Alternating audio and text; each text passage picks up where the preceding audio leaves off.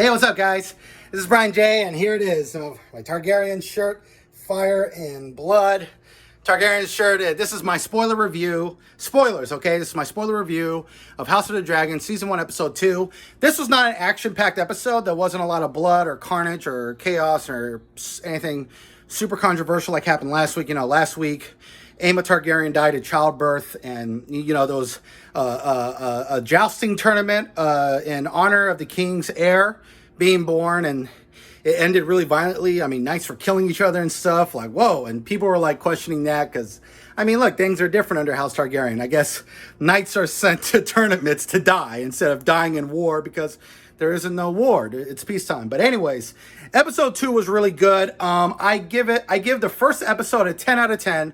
I give episode 2 an 8.5 out of 10. The reason that is because not a whole lot happens. This is kind of a slower episode. There was more of a build-up to episode 3. Episode 3 is where all the action is going to happen. And it was a really good build-up with the Stepstones and the Crab Feeder, who I read about in the Fire and Blood book, the Heir of the Dragon chapter, which is a whole chapter that builds up to the Dying of the Dragon, to the Dying of the Dragon's chapters.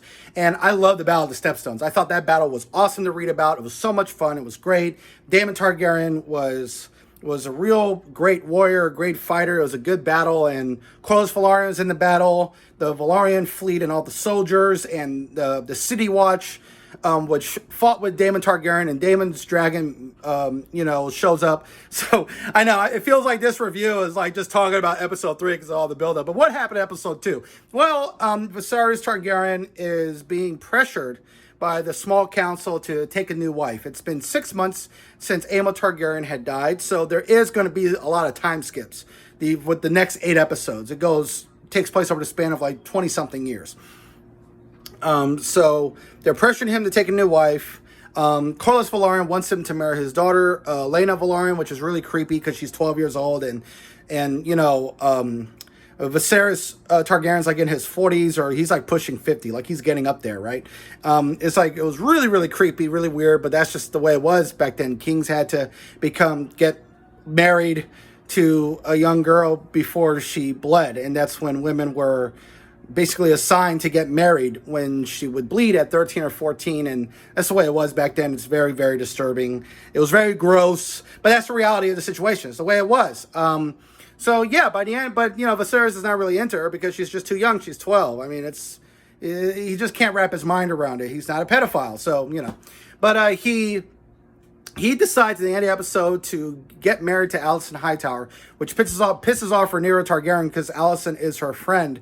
And now this changes the whole dynamic. Now Rhaenyra Targaryen's best friend, Alicent Hightower, is marrying into the family, and Viserys is going to have more kids. He's most likely going to have a son, and the whole realm would want the son to become the heir to the Iron Throne instead of a woman because of how misogynistic medieval society was back then. This happened in real life with the Anarchy, the War of Anarchy, where a woman was to become heir to the King of England, to become the Queen of England, and there was a whole war that her uncle put together. The war lasted for 14 years, but the Dance of the Dragons only lasts for 2 years, so from 129 AC to 131 AC. So, but this is the whole build-up to it, to the Targaryen Civil War, which will be in full effect in Season 2, and the show got renewed for Season 2, so I'm excited about that. The dialogue was really great in this episode, and the scene where Otto Hightower is confronting Daemon Targaryen in the City Watch was very different, but in a really great way from the book. In the book, it was Otto Hightower who